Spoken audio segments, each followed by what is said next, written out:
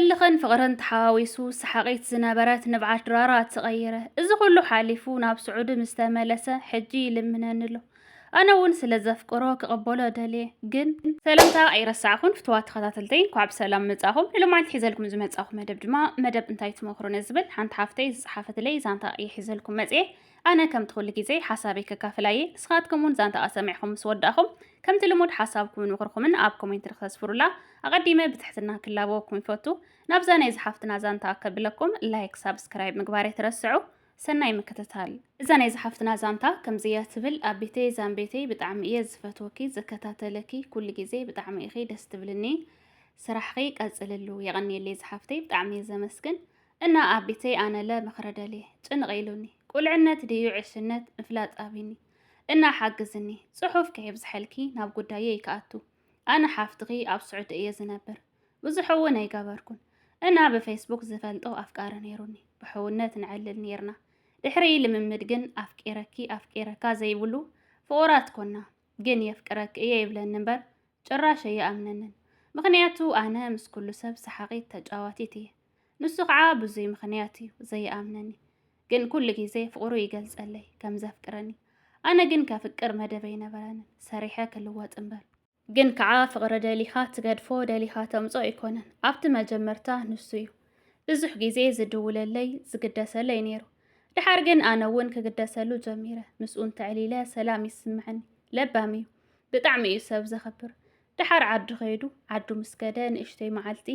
በቃ ከም ቀደሙ ይድውለለይ ኣነ ከዓ ካብዚ ዝነበረኒ ንዓቐብ ጽልል ኢለሉ ግን እናጸንሐ ግዜ ምሃብ ከሊኡኒ በቃ ቀይር ኢሉኒ እንታይ እዩ እቲ ምክንያት እንድዒ በቃ ኣነ ከዓ ዓቕለይ ጽብብ ይብለኒ ጽሒፈሉ ኣይምልስን መስመር ኣትዩ ይወፅእ ወሲኹ ህልኽ ሒዙኒ ንምንታይ ዘይድውለለይ ይብል በቃ እታ ሰሓቒት ዝነበረት ንብዓት ደራራ ኮይነ መጨረሽኡ ነዲድኒ ብሎክ ኢለዮ ፌስቡክ ወይ ደላሊተ ብዋትስኣፕ ንሕዋተይ መንፈሳዊ ጉርፕ እትዋኒ ኢለ ይኣቱ ንእሽተይ ግድፍ ኣቢሉኒ ግን ካብ ፌስቡክ ሓንቲ መዓልቲ እውን ትኹን እንተወፅየ ማራእዩ ዝጨንቀኒ ነይሩ ሽዑ ግን ንኣምላኸይ ለሚነ ኣኽእለኒ ኢለ ንኽልተ ሰሙን ከም ዘይምለስ ምሒለ ወፅየ ድሕሪ ክልተ ሰሙን ናብ ፌስቡክ ምስ ተመለስኩ ጽሑፉ እናረኣኹ ሪከርዱ እናሰማዕኹ ድግስ ኢሉኒ ግን እቲ ዝኸፍአ ካብሲ ዝጅምር ናብ ስዑዲ ከም ዝምለስ እዩ ነጊሩኒ ነይሩ ለካስ ኣብ ዝኽልተ ሰሙን ጠፊኤ ተመርዒዩ መርዑ ኣብ ማሕበራዊ ሚድያ ረኺበዮ መሓዙተይ ሼር ገይረናለይ ይርአዩ እንታይ እሞ ክብለኪ ርእሰይ ስሒተ ጀዋለይ ደርብያ ብድሕሪኡ ግን ተረጋጊዐ ጸሎተይ ገይረ እንኳዕ ብርሃን ረኣኻ ኢለዮ ኣሜን ኢሉ ጥርቅም ኢሉ በቃ ብውሽጠይ እናነባዕኹም ብሓደ ወገን ሕጉስቲ ነይረ እንኳዕ እንታይነቱ ፈለጥኩ ይቐብጾ ኢለ ብሓደ ወገን ከዓ ሕርር ይብል እንታይ እሞ ዝፈሰሰ ዘይሕፈስ ኮይኑኒ ውሽጠይ እናሓረርኩ ሓንቲ ሕማቕ ቃል ኣይተዛረብኩን እቲ ምኽሪ ደልየሉ ዘለኹ ግን ሕዚ ስዑድ መጺኡ የፍቅረክ እየ እታ ጓል ሓንቲ መዓልቲ ብጌጋ መስተ ተሰሓሒተ ምስኣ ሓዲረ ከሲሳትኒ ግዴታ ጠቕልላ ተባሂለ እየ ተመርዐያ እምበር ፍቕረይ ምሳኺ እዩ ይብለኒ ኣነ እውን ውሽጠይ እናፍቀርክዎ ግን ጠንክር ኢለ ኣነ ወለደይ ከምኡ ኣይዕበዩንን ምክንያት መፍረሲት ቃል ኪዳን ክኸውን ኣይደልን ኢለዩ ግን ኣይገደፈንን በቃ ህይወትካ ምራሕ ህይወተይ ጀሚረ እየ ኢለ ምንም ርክብ ዘይብለይ ንሱ እንተቐበፀኒ ኢለ ፍቕረይ ኢለ ሸር ይገብር መሓዙተይ ወሲኹ ሽርሽር ይብል የፍቅሮ እየ ግን ከዓ ሓጢኣት ፈሪሐ ኣብ መንጎ ሓዳር ምእታው ከቢድ እዩ ንኽንደይ ሰብ ናይ ካልእ ዛንታ ኣምሲለ ሓቲተ ግን ዝዕግብ መልሲ ኣይሃቡንን እና ኣብ ቤተይ ምስ ተኸታተልትኺ መልሲ ክጽበ እየ እንታይ እንተገበርኩ ይሐሸኒ ጽሑፍ ኣብዚሐልኪ ይቅርታ ዝብል እዩ ዛንታኣ ክብርቲ ሓፍተይ ከም ኣነ ክብለክ ዝደለይ ሓደ ኣብ ዝገልጸልክ ቃላት ንእሽተይ ምስቲ ዘለክ ስምዒት ክጎድአኪ ወይ ክትንክፈኪ ይኽእል እየ ነገር ግን እታ ትኽክለኛታ ውሽጠይ ዘላ ሓቂ እያ ተጠቕማያ ዘበልክዋ ነገር እንድሕር ዳኣ ተዛሪበኪ ኢኺ ንስኺ ትኽክለኛ ውሳነ ወሲንኪ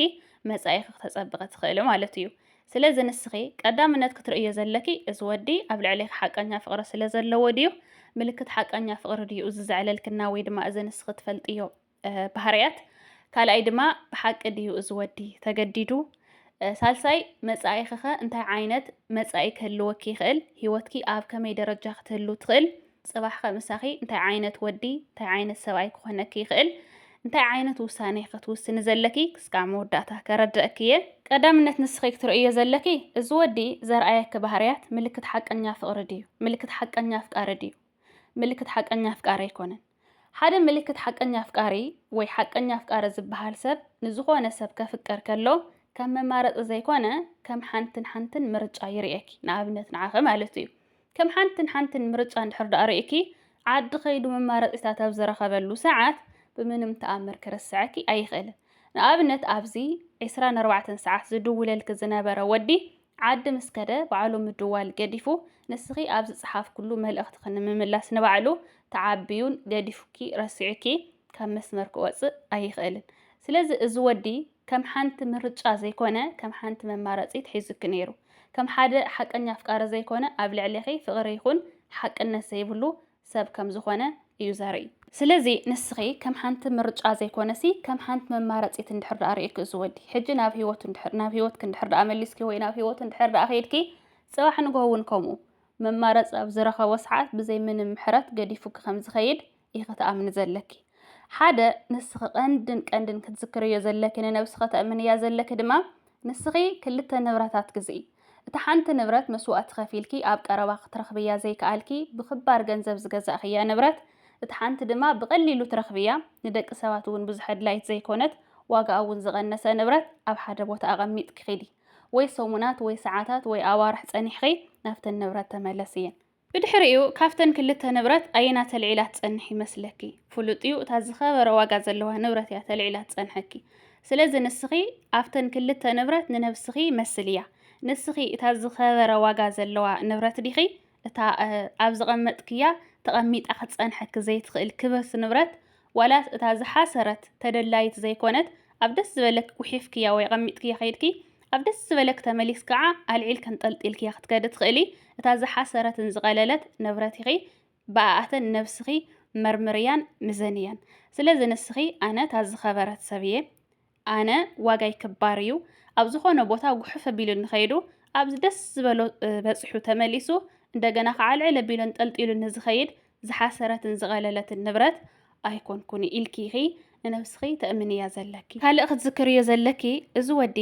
ኣፍቲ ዝምርዓወሉ ዝነበረ ሰዓት ወይ ናፍቲ ናብ ዓዲ ኣብ ዝኣተወሉ ሰዓት ዝተቐየረኪ ኣብ መስመር እናኣተወ መፅሓፍን ምምላስን ዝኣበየኪ ፕሮሰስ መርዕኡ ዘሳልጠሉ ዝነበረ ብዙሕ ጉዳዩ ዝውድአሉ ዝነበረ ዳ እምበር ተገዲዱ ኢልኪ ነብስኺ ተእምንዮ ኣይብልኽን ምክንያቱ ናይ በደለኝነት ስምዒት ክስምዓኪ ስለ ዝኽእል ማለት እዩ ንሱ ከምኣ ስለ ዝበለኪ ከምኡ እዩ ማለት ኣይኮነን ምልክታቱ ፍሉጥ እዩ ስለዚ ንስኺ ናባኺ ብቕንዕና ይቀረበክን ናፍታ ኣብ ቅድሚ ህዝቢ ምሒሉን ጥሒሉን ቀለበት ኣሲሩላ ዘሎ ጓል እውን ብቕንዕና ኣይተመርዐዋን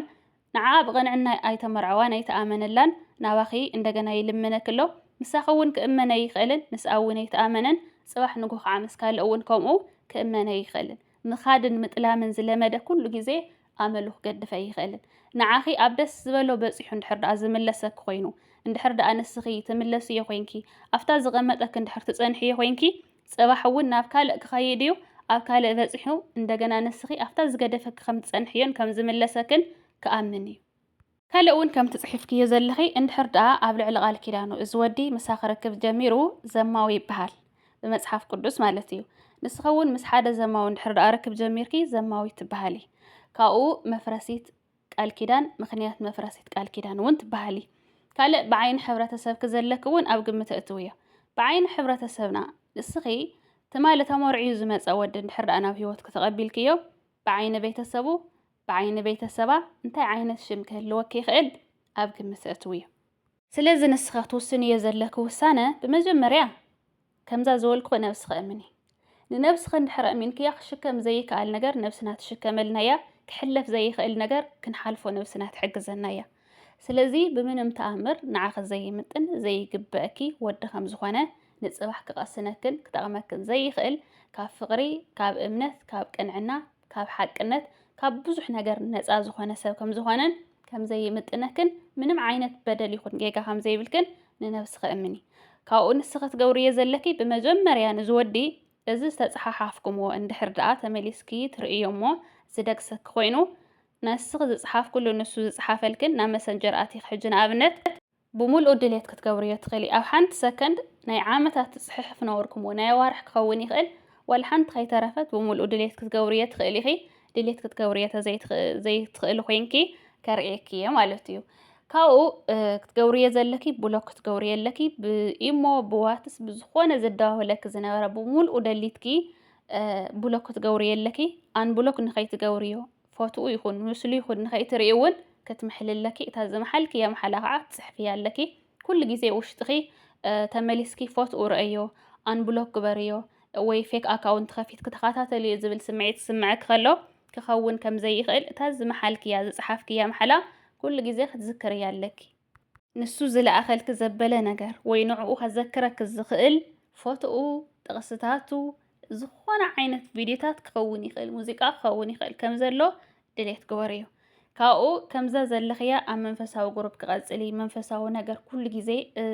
سرح الناس سرحي هيدفون كجيركي زانتات الناس مع خسرحي مزمورات سبكتات الناس مع خسرحي كتدق أسخل لخون كل جزء تسألخي سجيد كدق أسي صابل تهالي كصابل ستخي تما صابعخي بحافشة زخون عينة عوت اندحر دعاب قدمينا صبينا هاليو قديت هينا نحنا بفتنا نحلف بزخون عينة فتنا خي حلف كعوت كركبي يخيل فتنا فتنا تخيلي نخي ترسعيو كخبدك يخيليو تحرت فتنا جن بتعم دس سبل برهن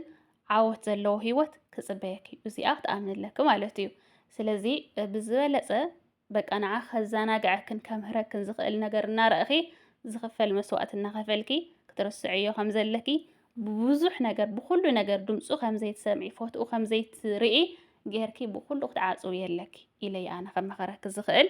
إذا مخريك تغمكي كالوتون أب كومنت كما خرخمو بزا مخروم كتقامي تسفاي جبر تحرقي زي ما تسفاي جبر تساقي لكي خمزة زمخور خدمة لك خمزن نامسجن زمزة نامسجن كتمز وان تسفاي جبر لو معلتي زنبرت الناس عن حيث زي آيات مثل أبقى تسأل فيديو كسكعنا الرغب سسنا ينعاكم باي باي.